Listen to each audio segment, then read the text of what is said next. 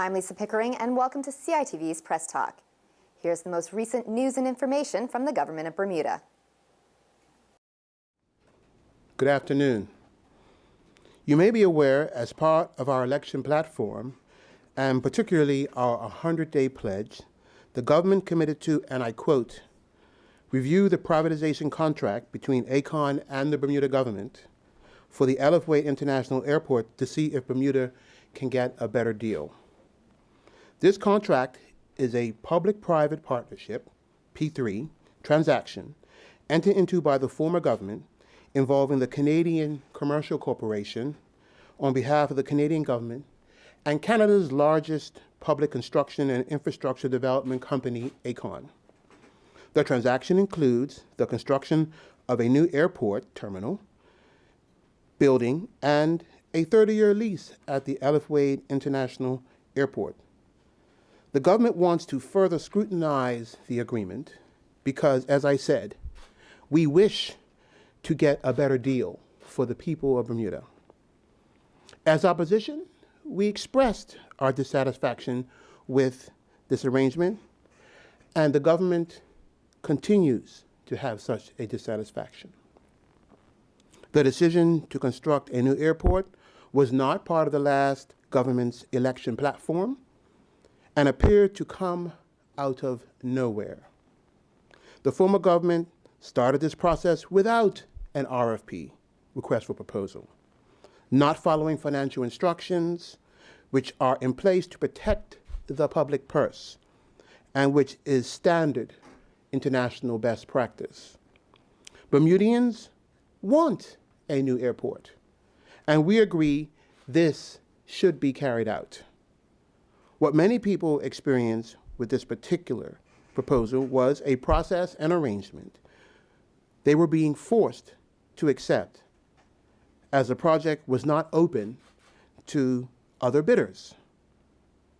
When a significant amount of people expressed disapproval, they were ignored. It is not forgotten that the PLP in opposition and others raised points of concern about the information that was being provided that questioned the circumstances which this agreement was made, some of which were revealed by documents obtained through official Freedom of Information requests made in Canada. The refusals by the former government to abide by requests made by the Public Accounts Committee, even under threat of summons, appeared to show that they had little respect for the legislative system of accountability. The conduct and contempt shown by the former finance minister to Parliament, refusing to answer questions and misleading by omission, did nothing to ease the concern and unpopularity shown by so many Bermudians for this agreement. Despite public opposition, shameful events which saw members of Parliament sneaking in the House of Assembly under the cover of darkness, police officers surrounding the Sessions House, and the pepper spraying of peaceful citizens, the former government did not pause to reflect on the wisdom of entering into this agreement. Whatever disclosures eventually came from the previous government did not come voluntarily, but under pressure from many groups. With such an unfortunate and unpleasant sequence of events behind us, this government is determined to chart a new course. I am here today to announce that the review of the agreement is underway under my ministry's leadership in partnership with the Attorney General's chambers. The review is being conducted by the Bermuda Airport Authority, two representatives which are here today. The authority, on behalf of the government and the people of Bermuda, oversees the performance of Skyport, regulates fees, provides retained government services, and procures energy for the facility. The authority has already engaged P3 experts, Lee Fisher, to assist with the analysis of the project agreement. Lee Fisher is a global management consulting firm offering infrastructure advisory and consulting services to aviation, surface transport, infrastructure, and government markets. Skyport operates out of Wade Airport and constructs the new terminal building and maintains and operates it as part of the agreement. The structure of this arrangement calls for designing, building, financing, operating, and maintaining of the airport buildings and lands for 30 years. The procurement portion was a government-to-government agreement, Bermuda and Canada, and the implementation phase, which is what we are in now, is the P3 contract between Bermuda Airport Authority and the ACON-owned Bermuda Skyport Corporation Limited. You will see here today, right here on this table, the many volumes that make up the closing documents for this agreement. It is large, detailed, and complex. Perhaps the word voluminous might be an appropriate single word to describe it. And it will take time to fully examine it to provide the government with the recommendations required to make a decision. The agreement is requiring Bermuda to give up to more than $2 billion of revenue for the next 30 years. We believe the country cannot afford the agreement that the former government signed us up to. As this transaction is under review, all options are being considered. We remain confident that we can get a better deal for Bermuda. Thank you. Any questions?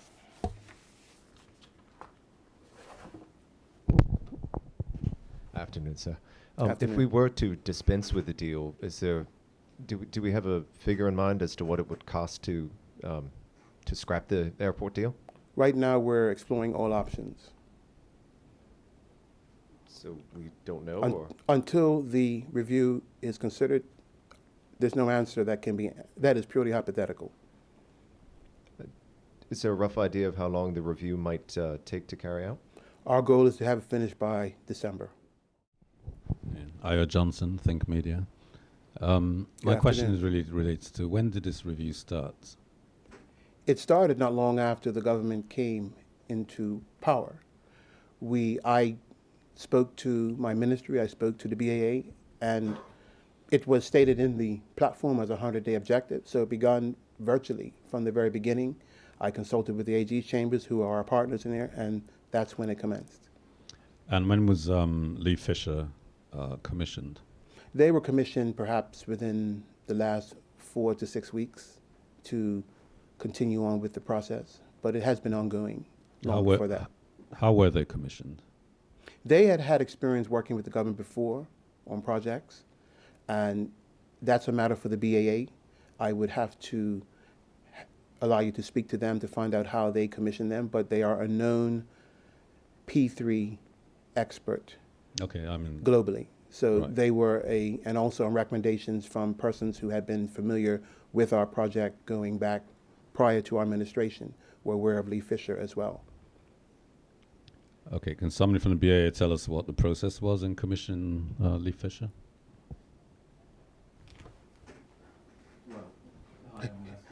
Lester, yeah, please. coming up. Yeah.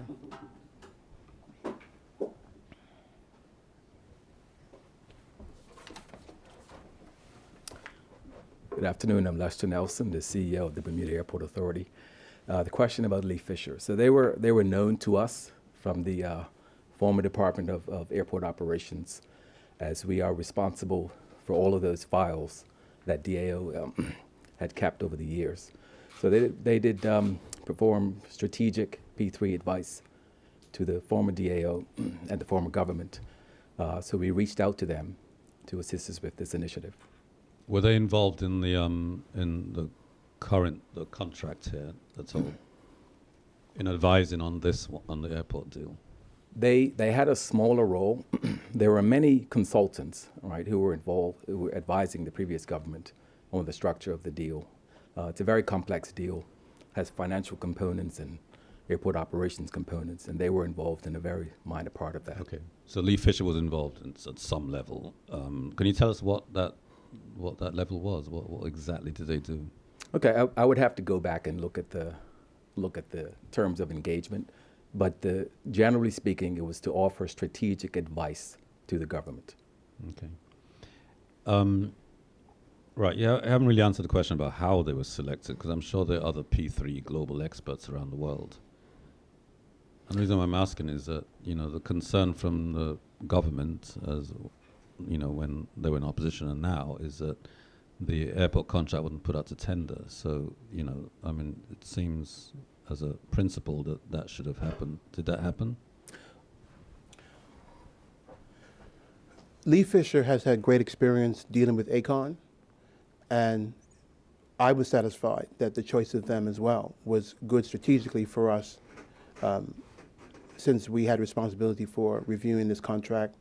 BAA would be playing a major role with that, and one of the things that made Lee Fisher attractive, from my standpoint, as well as BAA, is that they had experience working within the space that ACON exists in, and that's important, Right. because So we need to make sure that we have those who are familiar. Remember, we only became available to see this whole agreement upon July 20th. And you remember the circumstances. We did not know what the agreement was. We knew very little about it other than what we were told, as was a member of the public. So we needed the best possible advisors who are familiar with working with ACON, but also who has familiarization with these types of projects. They also were familiar with ACON in other jurisdictions where they had dealt with airport projects. So this is a firm that's highly experienced globally, particularly in dealing with ACON, and we felt that was an advantage for us. Right, I was going to clarify that. So they actually have had a business relationship with ACON. I didn't say that. I said the dealing with ACON. What does that mean? That means they've had to represent clients dealing with ACON in different ways. Okay, so they don't have a recent business relationship with them then? That's nothing that I am aware of. Are you actually taking responsibility for hiring Lee Fisher No, I'm as not. a consultant? I'm responsible for the Bermuda Aviation Authority. Right. 'Cause They I are was the asking ones who are Mr. on the ground managing the arrangement around the contract, and they are playing a chief role in this review. And so in their space, they are the ones who contracted Lee Fisher for this work. And I am satisfied that that was appropriate. So basically a sole source contract. If you want to call it that, yes. Well, there wasn't anybody else considered. Was anybody else considered? Well, it was a contract. The airport authority is a quango. It's a government-owned corporation. The airport authority has a board.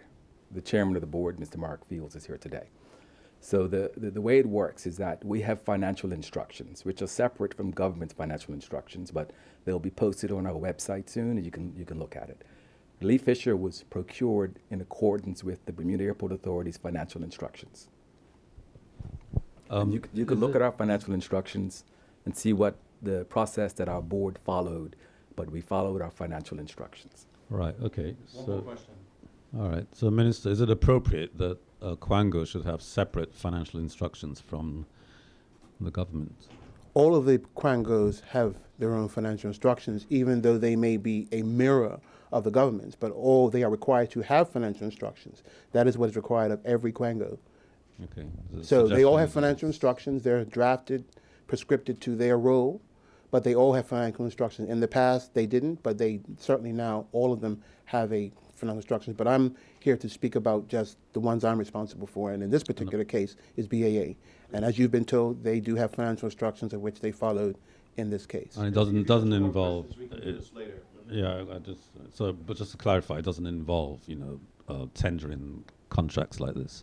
I'm sure that they'll be happy to give you a copy of them, so you'll know the details of what it is. Okay. How much is this contract costing the taxpayer, the Lee Fisher Commission? You would have to ask I am asking. the BAA that question. Can you tell us how much? We can, again, the engagement, I can't just give you one number. I can give that to you later. Right. Okay. But just to point out again about our financial instructions, they're they model government's financial instructions, right? All of this is going to be posted on our website soon, so it'll be public information. There are different types of procurement. There are provisions where you can sole source, or you tender, or you quote. So I just have to say that the Airport Authority followed its financial instructions. You've been watching Press Talk right here on CITV. Join us next time for your government's news and information. I'm Lisa Pickering.